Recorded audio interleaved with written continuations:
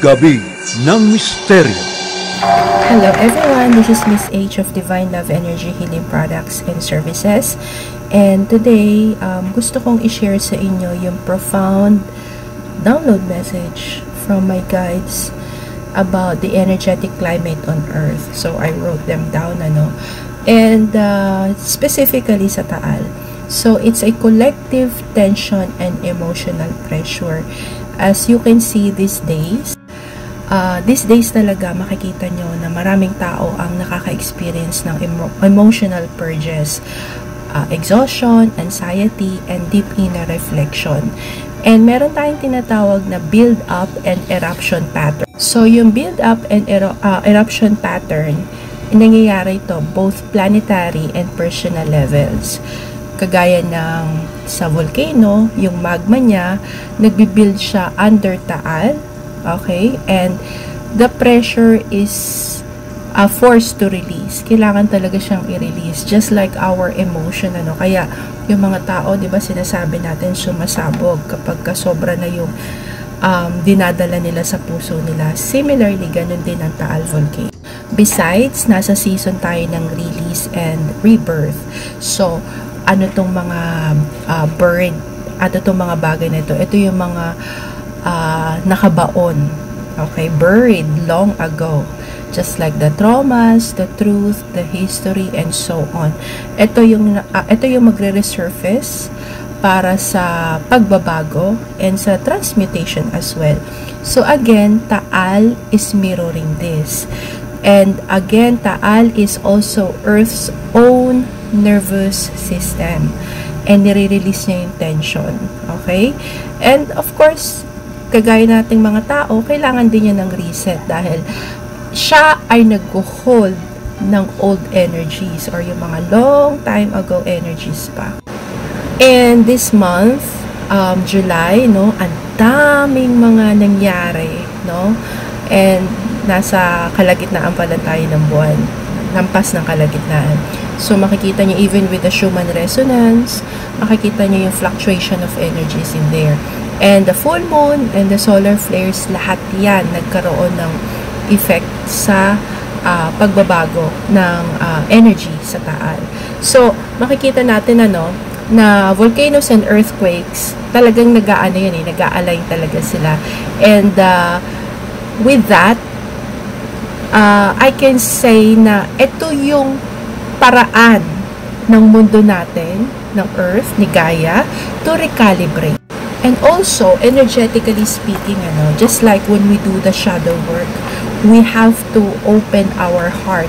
So, magkakaroon ng crack para buksan yung puso natin. Kasi, kumbaga, parang naha-harden siya. Similarly, with the magmas and all, naha-harden yung paligid ng Taal. That's because the emotions, are buried. Similarly with us. So, may connection talaga tayo, sa Taal, and not only in Taal, with all other natural resources ng mundo natin, Kaya sila nagkakaroon ng, we call it abnormalities, but it's not actually. This is a way of recalibrating. And recently, di ba, nagkaroon ng news about the buried bodies doon sa Taal. Well, actually, whether it's true or not, again, the organic material around Taal represent unacknowledged energy. So, this can be the forgotten pain, unresolved history, or unseen trauma. So, kapag yung magma or yung energies under, tumaas siya, mag-activate yung dormant memory niya nung lugar. Okay, so from a spiritual perspective, this can also trigger the ancestral clearing.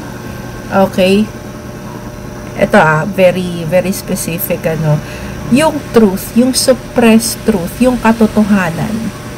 Okay, and this is also about the energetic clearing, healing, and yung pagdadalamhati. So, let's consider this as a karmic exhale. Okay, so we inhale and we exhale. So ito yung paglabas ng mga karma. Okay, negative karma ng lugar, specifically the Taal, no? So ito yung mga kinonceal for a long time. So think of it, ang earth natin represents our body. The magma represents the suppressed emotions, kaya nagre-resurface siya. The Taal represents the solar plexus or the power center. Okay? The buried, okay, the so-called buried, ito naman yung mga unspoken stories, yung mga karmic tension, yung mga tinago. Okay, dyan. So, yan nga. Kaya that's why it's buried. Okay, yung mga binaon. While the eruption, okay, energetically speaking, it's an emotion or spiritual breakthrough. Okay? So, now what is really happening in Taal is actually a cosmic reset. Okay? Just like us, we need to rest, we need to reset, and we need to heal. Parehas lang din siya. Because we are the mirror of what is around us. And also remember na this is happening for the highest good of everyone. Hindi lang siya basta nangyari. May mga possibilities pa akong nababasa na pwede pang mangyari in Taal. Pero if we keep ourselves in center and we pray na mag-align yung mga bagay-bagay for the greatest and highest truth, then everyone will become harmoniously speaking the truth actually. So magkakaroon ng harmony and magkakaroon din ng balance. And always remember that this time is the time that we gather for prayer, to do meditation, for peace and harmony. Hindi lang para sa atin, kundi para sa mundo natin. Tigit sa lahat, doon sa mga apektado ng mga nangyayaring sakuna sa panahon natin sa ngayon. Salamat po.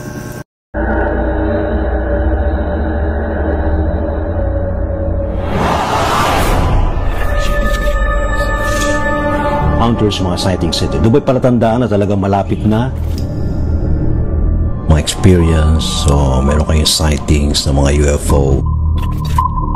Higher beings, especially to the universe you call God. Innumerable company of angels beyond human comprehension.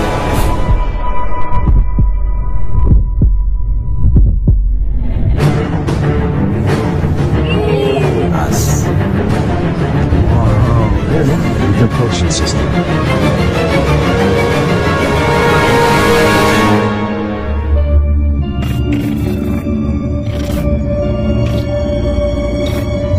Gabi ng Misteryo.